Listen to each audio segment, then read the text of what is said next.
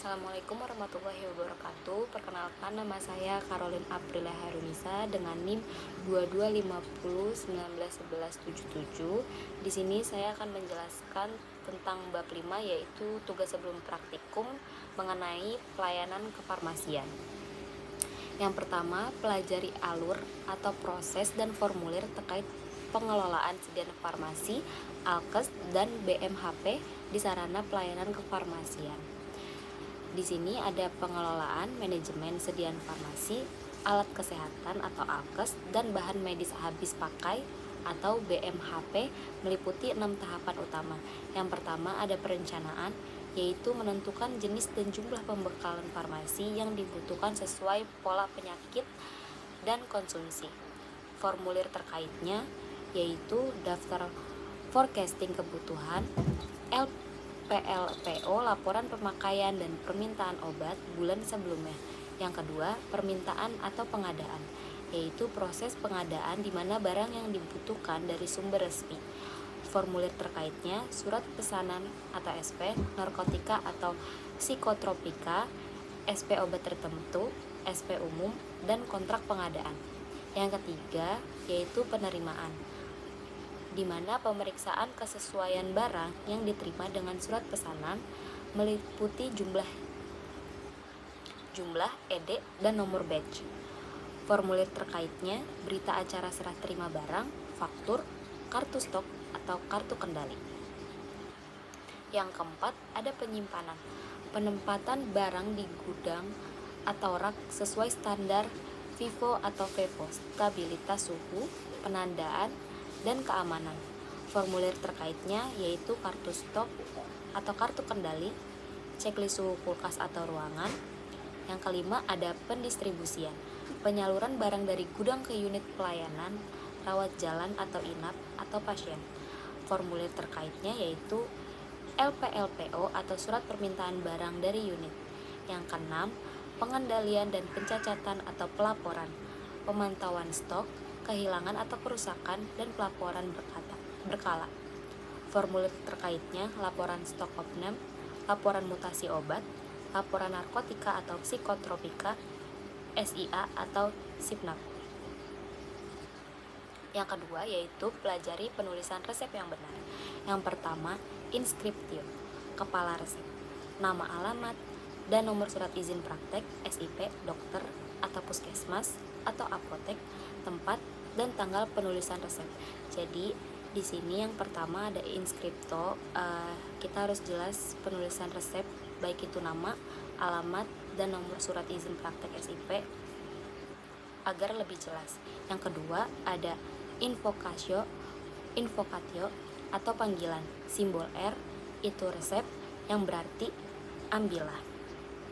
Yang ketiga ada prescriptio atau ordonatio atau isi resep, nama setiap obat atau bahan obat, kekuatan atau dosis obat, jumlah obat yang diminta, misalnya No X 10 tablet. Yang keempat ada signatura atau aturan pakai, tanda S signa diikuti aturan pakai yang jelas, dosis, frekuensi, rute pemberian, dan waktu pemberian, nama pasien, usia, alamat, dan berat badan jika diperlukan. Untuk signatura ini aturan pakai harus jelas untuk pemberian kepada pasien agar pasien tidak salah menggunakan atau mengkonsumsi obat yang diberikan dari farmasi. Yang kelima ada subscriptio, penutup resep, yaitu tanda tangan atau paraf dokter penulis resep.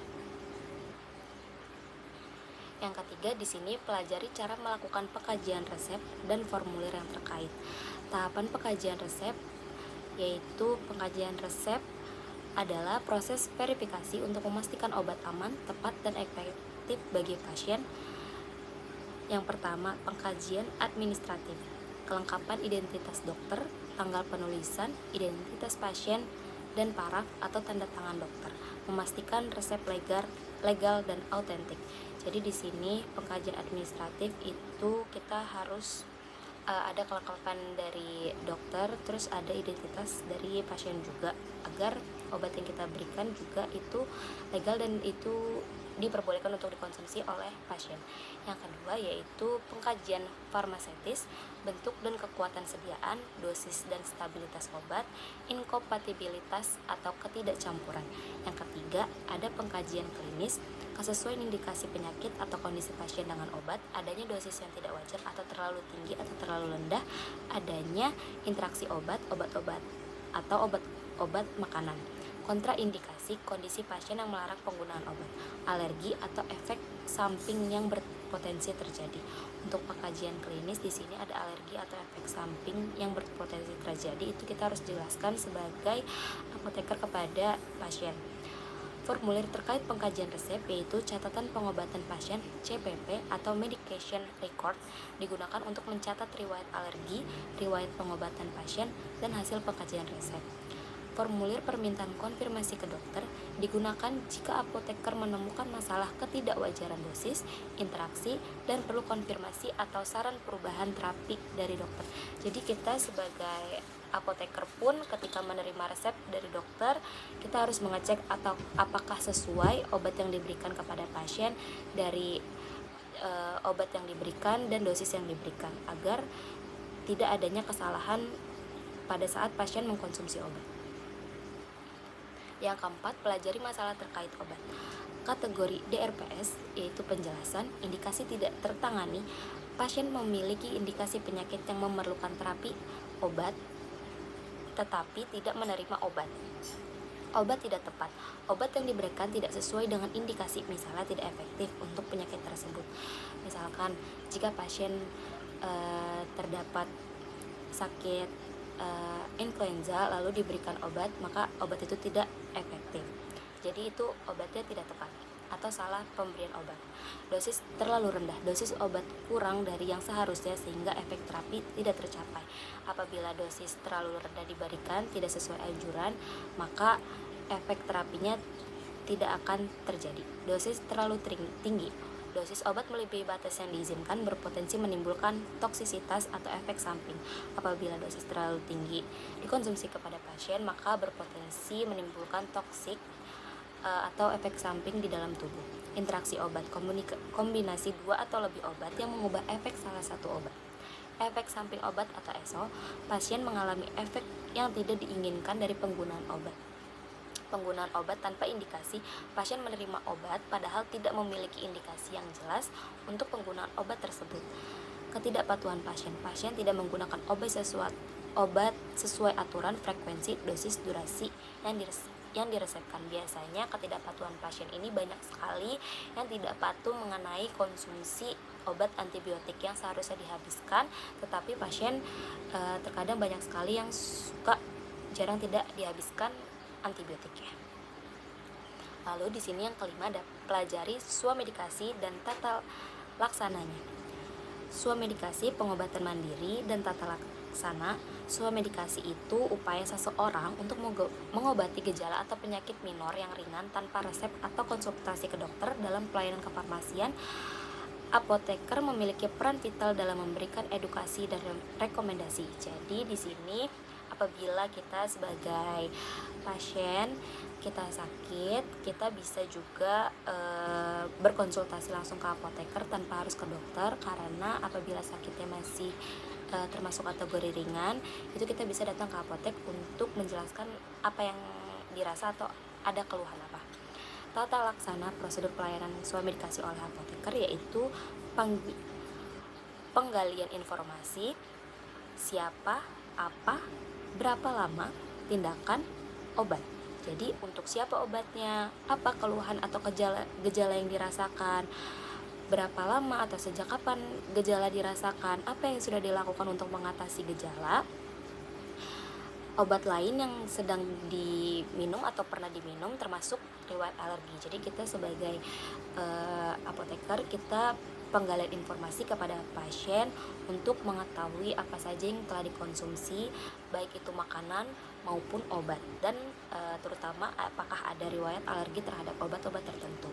Yang kedua, penilaian dan triage, menilai apakah keluhan termasuk minor ailment bisa ditangani swamedikasi atau perlu dirujuk ke dokter red flag atau gejala serius. Jadi penilaian ini kepada pasien kita bisa melihat apakah kita bisa swamedikasi atau kita harus rujuk ke dokter karena gejala yang pasien alami ini terlalu berat.